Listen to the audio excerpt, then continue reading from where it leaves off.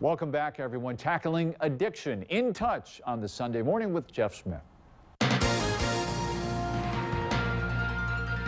Good to see you here on In Touch once again for this Sunday. My name's Jeff Smith. Want to introduce to you Dr. Shawn Ryan. He is representing BrightView. BrightView, a holistic, give me the exact term for what we call it. It's a comprehensive addiction medical specialist practice. We have you on here today to talk about the fact that you guys are now here in Northwest Ohio after being around the state of Ohio for the last couple of years. But this is offering up an opportunity for people to drop the addiction. Let's jump into those addictions. What are we talking about specifically, doctor? So obviously opioid addiction is a really big problem in Ohio, but all addictions are really an issue. And so we need to make sure that we do understand that a lot of people still have a lot of alcoholism and other issues that need to be addressed. At BrightView, we see any and all substance use disorders. I'm board certified in both emergency medicine and addiction medicine, not specifically opioids. And so while we recognize that is a primary thing, we do see a lot of patients with opioid issues. We still welcome any and everyone that has a substance problem. Tell me about BrightView. Tell our audience about BrightView a little bit about what sets it apart from some of the other things that are available around not only the region, but around the state for that matter.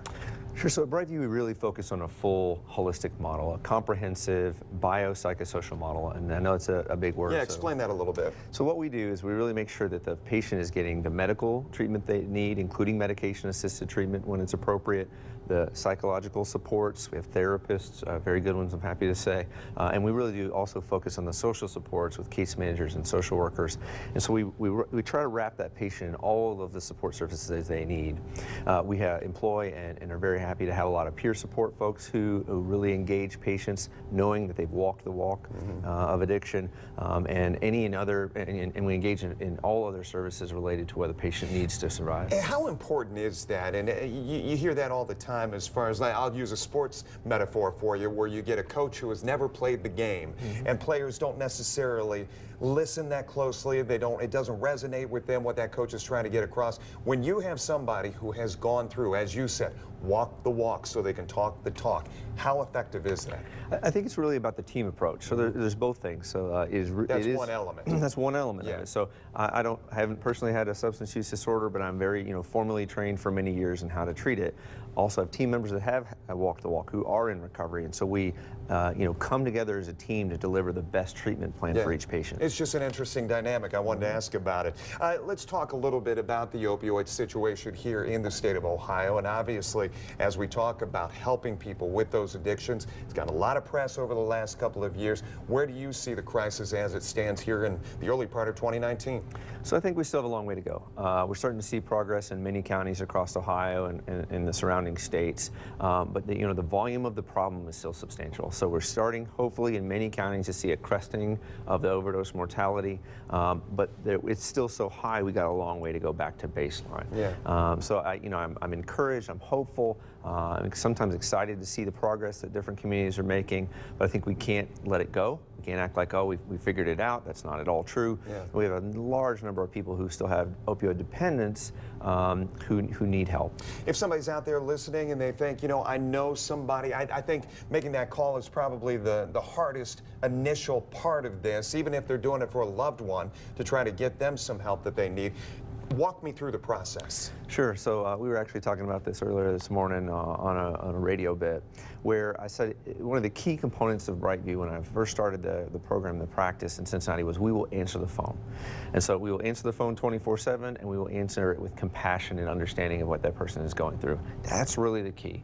So many people have been disenfranchised by trying to get into treatment, or by potentially by being seen at a health system or whatnot, which of course is all getting better. But they're afraid.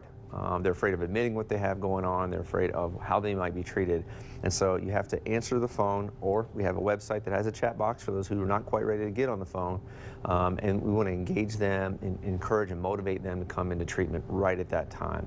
So I think answer the phone is a real key message. Was there a specific need in Northwest Ohio? Obviously scattered across the state, and there are hot zones. We talked about it a little bit as far as the southern portion of Ohio is concerned, but why the need to set up one-stop shop here? Sure. So our team does a whole lot of analysis as to what's going on in communities, how many patients there are that are still in need, despite the growing services in each town.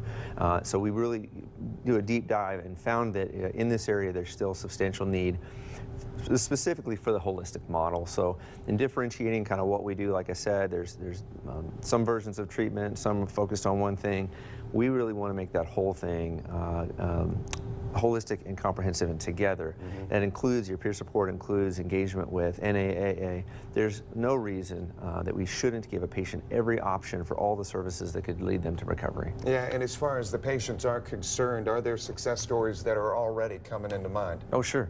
Yeah, I actually saw patients yesterday in our Cincinnati office, patients of mine that have been, 3, 4 plus years in recovery, businesses, running businesses now, some of them owning, working, got their kids back. And when I admitted them to the program, they were just in a really bad way. Governor DeWine comes into office, and Governor Kasich before him, this has been a talking point, but Governor DeWine really hitting it full throttle. Talk about your work as far as the state is concerned. Sure. So I was very fortunate to be invited to be on the Recovery Ohio Council that was newly initiated by Governor DeWine. I actually had a long-standing history of working with his office as the Attorney General for years, know a lot of the staff there, know him personally. So I was really excited, but not at all surprised that he and his team, Alicia Nelson, hit the ground running. The report that we put out, the budget supporting mental health and addiction more. Is the money there for it? Yeah, it's growing. Well, there's always a need. Yeah, there's always a need. Yeah. I think that we're getting more monetary support and legislative support. I think it's the same conversation, though. We still have a ways to go.